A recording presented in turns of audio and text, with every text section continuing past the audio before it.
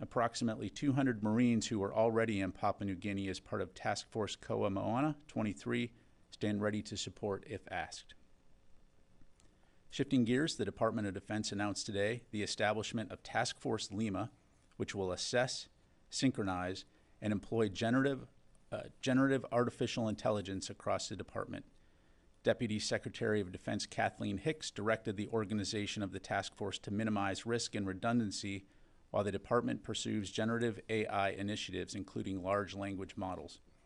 Led by the Chief Digital and Artificial Intelligence Office, Task Force Lima reflects DoD's commitment to responsibly harness the power of artificial intelligence and will ensure the department remains at the forefront of cutting-edge technologies while safeguarding national security. The memo establishing Task Force Lima and associated press release will be available on defense.gov. Finally, as you're aware, President Biden signed an executive order yesterday on addressing United States investment in certain national security technologies and products in countries of concern. This order allows the United States to regulate investments flowing into countries of concern for entities involved in 3 areas of sensitive national security technology: semiconductors and microelectronics, quantum information technologies, and artificial intelligence. I'd like to take a moment to emphasize how important this action is from a DoD perspective, which is why the department played an active role in the interagency development of this executive order. You have no further than to look at our annual China Military Power Report, which has documented how the PRC has made major investments to fuse its security and development strategies and acquire advanced dual-use technology for coercive actions. It's no secret that the PRC has a stated goal to acquire and produce key sensitive technologies that directly support the PRC's military modernization and related activities. And it's no secret that the PRC exploits U.S. capital and expertise to help develop its military and intelligence capabilities. Specific implementation and enforcement of the executive order will be managed by our Treasury Department colleagues, but the bottom line is that this is a real concern for our national security, and the executive order will be an important component in addressing the PRC as DoD's pacing challenge. And with that, I will be happy to take your questions. We'll start with AP, Lita Beldor.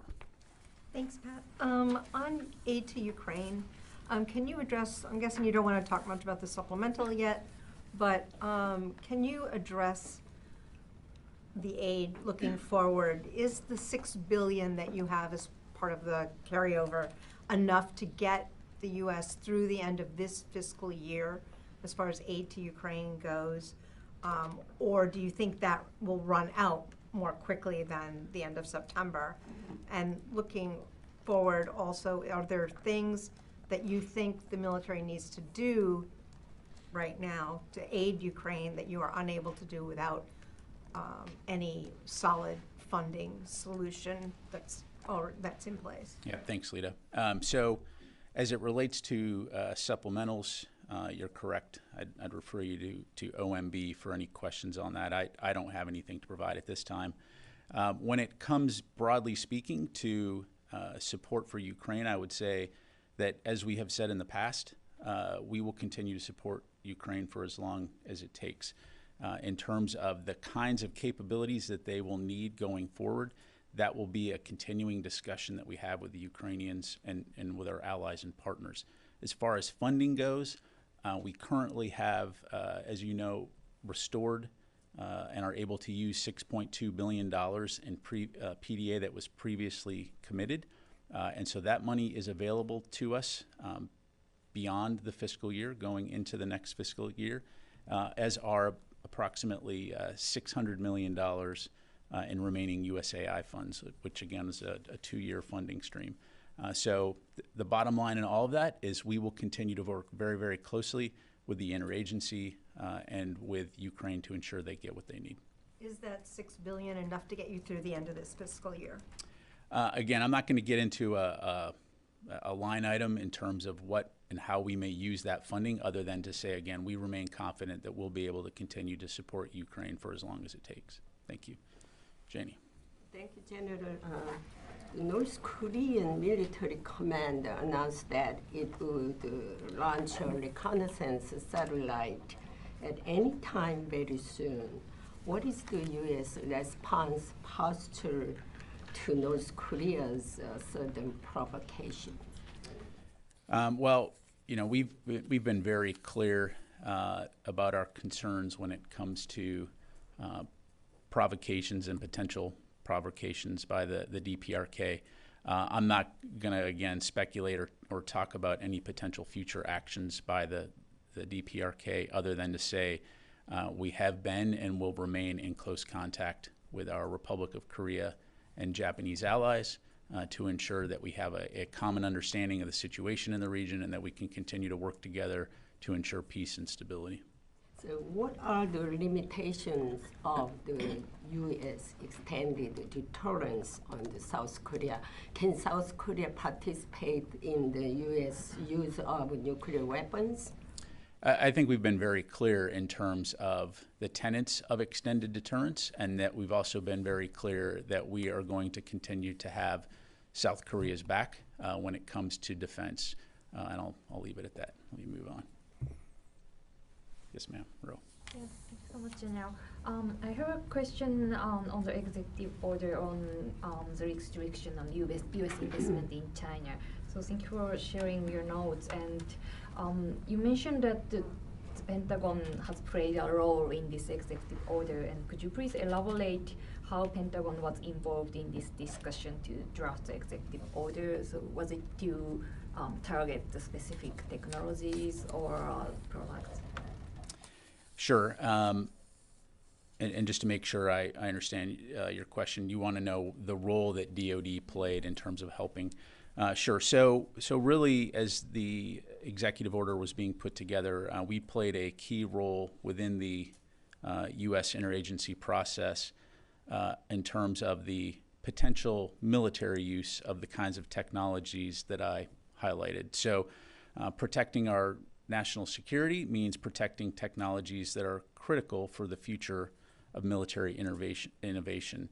And so the types of things that this executive order does will help make sure that American taxpayer dollars don't inadvertently support the PRC's military modernization and technologies that really do matter for our national security. Thank you very much. Let me go to the phone here real quick, and then I'll come back in the room here. Howard Altman. Hey, thanks, Pat. I got a couple of questions about ongoing situations in Ukraine. One regards the advance of Ukrainian forces across the Dnipro River into occupied Kherson Oblast around the Kozachi-Lagari area.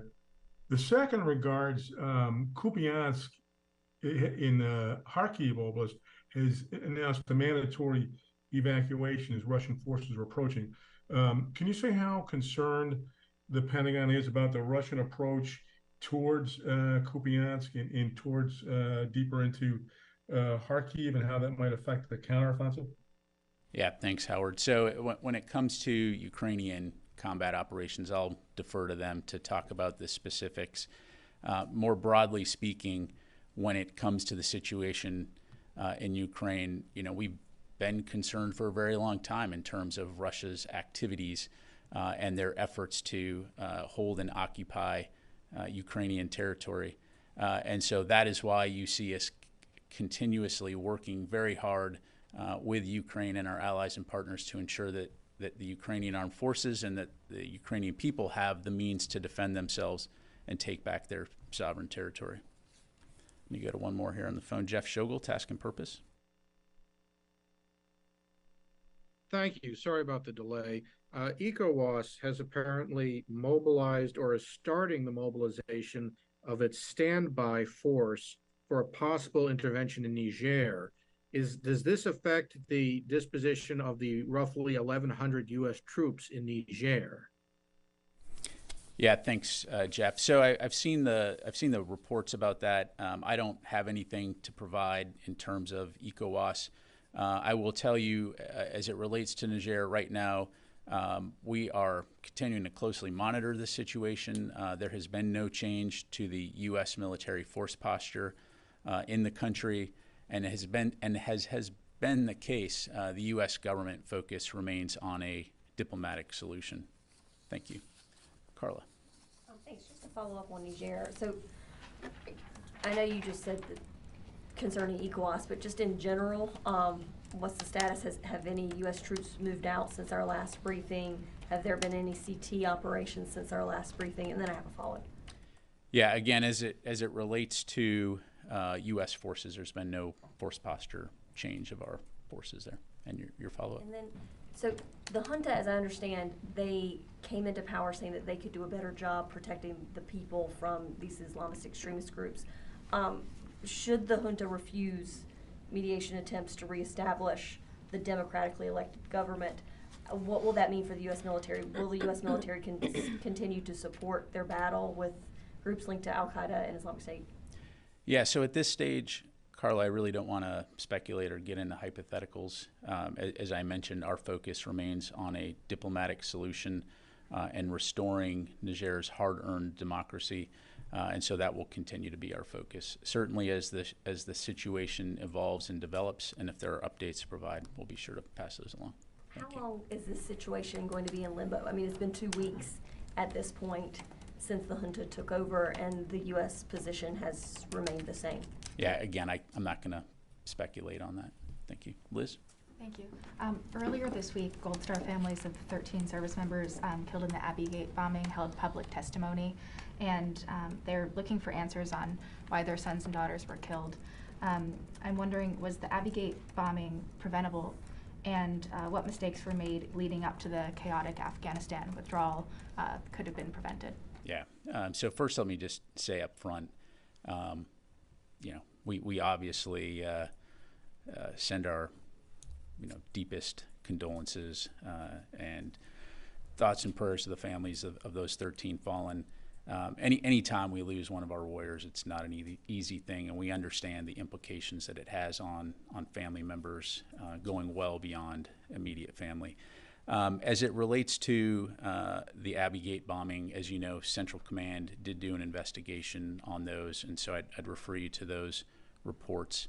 But again, I think we all watched the situation in Afghanistan in those closing days, and it was a mix of both, grief for the loss of our fallen comrades, but also a deep appreciation for the service members that were able to continue to operate in such a professional and disciplined fashion in a challenging situation and evacuate more than 124,000 Afghans from the country in those final days of the U.S. presence there. Thank you.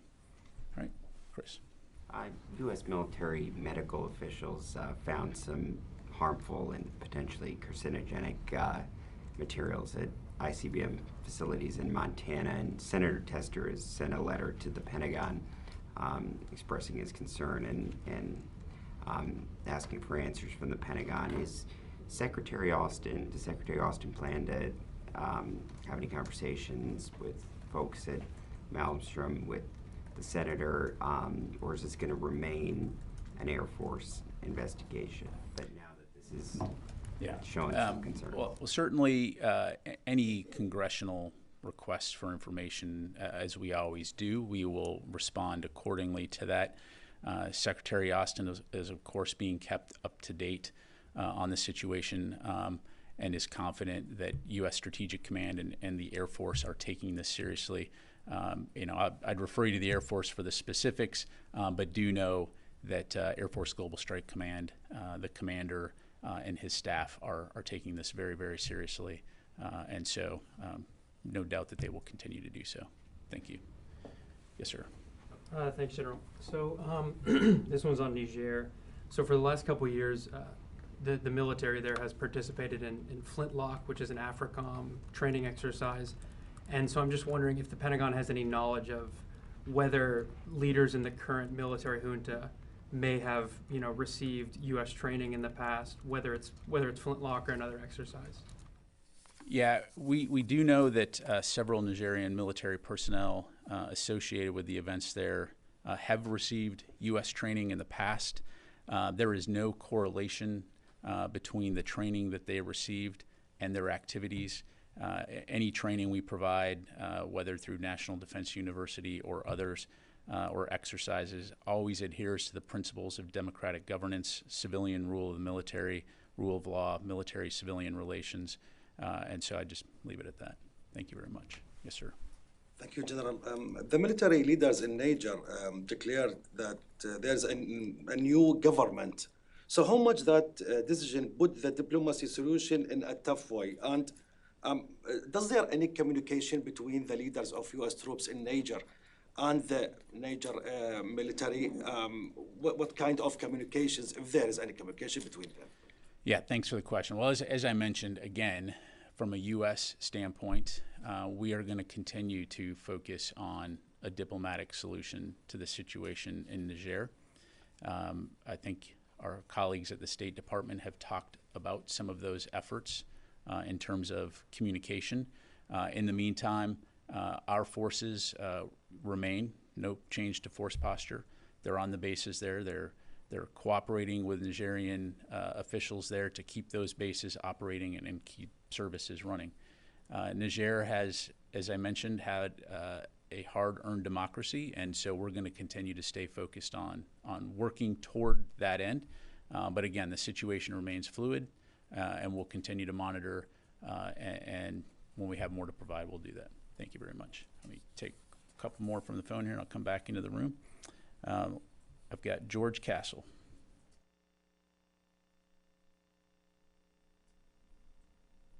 George, are you there? Yes, sir. Sorry about that, Brigadier General.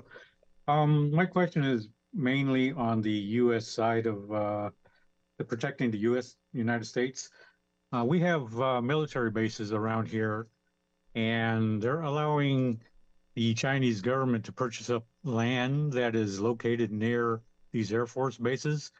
Why isn't the DoD concerned about them purchasing these lands near our Air Force bases?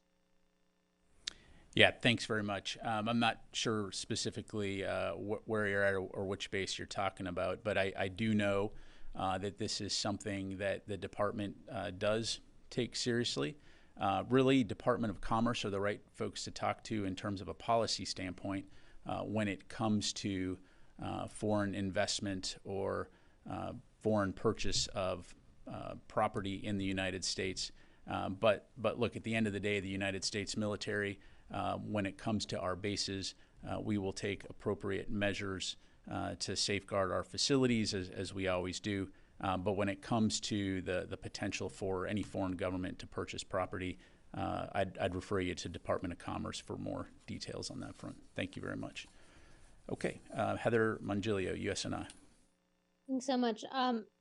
Today, Ukraine's naval forces announced that there will be some temporary routes in the Black Sea to allow civilian ships to leave. Just wondering if you have any additional information about these routes or what's going on in the Black Sea in terms of the grain deal. Yeah, thanks, Heather. I don't have any additional details to provide. I've seen those reports. Clearly, from a U.S. government standpoint, we would call on Russia to honor the grain deal, recognizing that the impact goes well beyond Europe into places like Africa, where people are relying on that grain to be able to feed themselves and feed their families. Thank you. Take a couple more here in the room. Yes, sir. You mentioned in Niger you're hoping for a diplomatic solution, but with the ECOWAS mobilization, is there military-to-military communications with those countries' forces between the United States and them? Yeah, again, look, I'm not going to speak for ECOWAS. The United States military, through U.S. Africa Command, maintains a range of relationships throughout the continent. But again, not to belabor the point, but when it comes to Niger right now, from a U.S. government standpoint, our focus will continue to remain on identifying a diplomatic solution. If anything changes, we'll certainly be sure to let you know. Asking them to hold off? Again, I'm not going to get into diplomatic discussions. I'd refer you to State Department for that. Mike. Okay. Pat, thanks. I want to ask about these reports that the Ukraine is sort of reverting back to the style of fighting that they have much practice with, the sort of the heavy artillery focused Soviet style. My question is, in retrospect, was it really realistic to expect that they could master the style of maneuver warfare that the U.S. has spent decades learning over such a short period of time? Yeah, thank you. So let me kind of approach that from a couple different angles, if you'll bear with me here. So first of all, when it comes to the Ukrainians and the fight that they're conducting right now, I'm not going to stand here at this podium and second guess a frontline commander in the Ukrainian military. They're in a tough fight. They've known from the beginning that regardless of when any counteroffensive started, it was going to be a tough fight. So that's why you hear us say, and it has the benefit of being true, that we're going to continue to work with them to provide them with the capabilities they need, to include training. When it comes to that training and the kinds of training we're providing, so first of all, let's take a step back here and recognize that this is a less than ideal situation. Nobody in their right mind ever would have wished that Russia would have invaded Ukraine, but they did. And the Ukrainians, against all odds, were able to push the Russians back into a defensive position, which in and of itself is miraculous given the state of the Ukrainian military as Russia invaded. And so you've seen a outpouring of support from around the world to provide them with incredible and significant combat capabilities and training. So all things considered, I think it's important to put it into perspective in terms of the capabilities that they have been able to develop and been able to execute in a very, very short period of time. So outstanding results in a less than ideal situation.